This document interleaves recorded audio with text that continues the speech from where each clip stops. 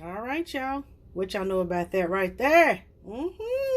We back at you with another cooking video, y'all. And the star of the show today is Mr. Ribbit himself, Mr. Froglegs. Oh yeah, we about to do it, y'all. Let's get it.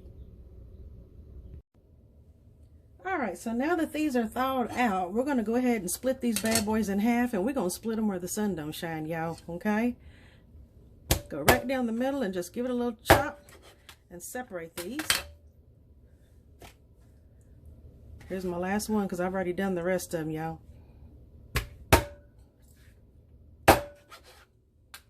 Alright. So next thing we're going to do is we're going to go ahead and dry these off. And yes, I'm going to clean my counter and I'm going to clean my sink with some bleach, y'all. So in a pan, I've already got my flour together. This is already seasoned up, y'all. Let me tell you what's in it. I got 1 cup of flour. I got 1 teaspoon of seasoned salt, half a teaspoon of pepper. Sorry about that, y'all.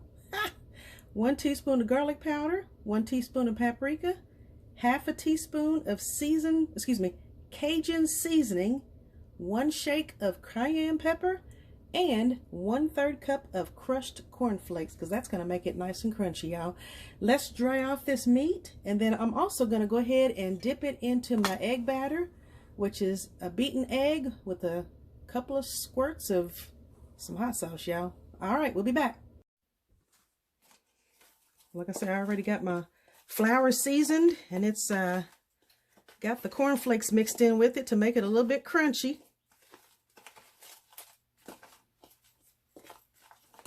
All right, so I went ahead and dried off the, can't even think of a good day, frog legs. Oh, Lord Jesus, that's signs, y'all. Ooh, I'm getting old, y'all, getting old. 50 plus, so hey, I'm thankful because God has blessed me and allowed me to reach this age. I'm not complaining at all. Actually, I'm 51, so I am proud of my age, y'all. Not like some people who get offended when you ask their age. I could care less. I'm thankful because that means God's allowed me to stay here this long.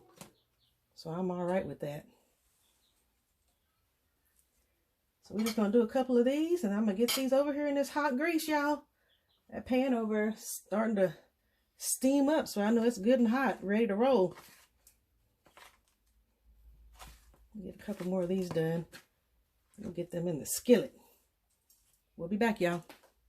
All right, y'all. Listen at that sizzle, y'all. So this is in a mix of extra virgin olive oil along with some vegetable oil because I ran out of olive oil. But that's all good.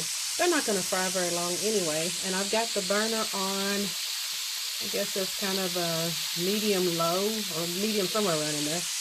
And I don't want to fry it so fast that it just burns everything up because I got to do 2 rounds of these in the skillet, y'all.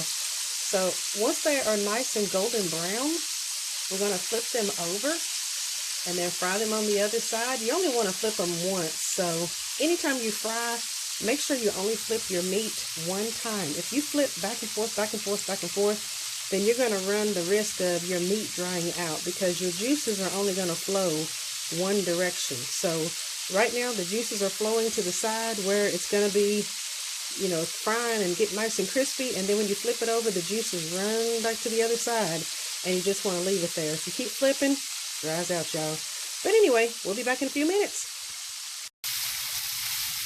Ooh, they are cooking good, y'all. Nice and golden brown of the ones here on the left, and then the ones that's on the right, I just added, so they're still going. I did turn my heat up just a little bit because I wanted it to cook a little bit faster. You don't want to cook it so slow that the meat separates from the bone because frog legs don't take very long to cook. It's not like frying chicken. Frying chicken seems like it takes forever, but frog legs does not. So when these are ready, I'm going to plate them up and show you guys the final product.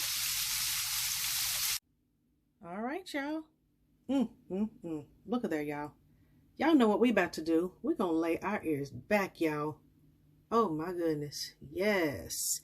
So listen, when you're frying food, especially like with chicken or you're frying pork chops or in this case frog legs, if you want the outcome of the meat to be crunchy or crispy, make sure you fry it with the top off. I know sometimes when you're cooking fried foods like this, they tend to splash, and man, you will almost get third-degree burns on your face when that grease goes flying out that skillet. But you can also use like a splash guard or something of that sort. If you put a top on it, the heat will hold moisture inside the lid, and that will keep your meat very moist and it will not crunch up. So just do so with caution if you're not used to frying foods and, you know, not a very experienced cook. But hey, we all got to learn somewhere. Y'all hear my chickens in the background? Lord have mercy. My little baby chicks are back there sounding off. But anyway, in case you're asking, what do frog legs taste like? Well, what do you think? They taste like chicken. That's what everybody says. Everything tastes like chicken. But on a serious note, they taste like a mix between chicken and slight fish flavor, okay? Now, if you go to a restaurant, and I'm not going to pick on nobody, but if you go to a restaurant, especially those that have buffets of other foods, they may not taste like they would if you cook them at home, okay? So don't ever go by what you taste in the restaurant, but do it yourself, y'all. This is a great meal. All right, let's plate this up and show you the final product.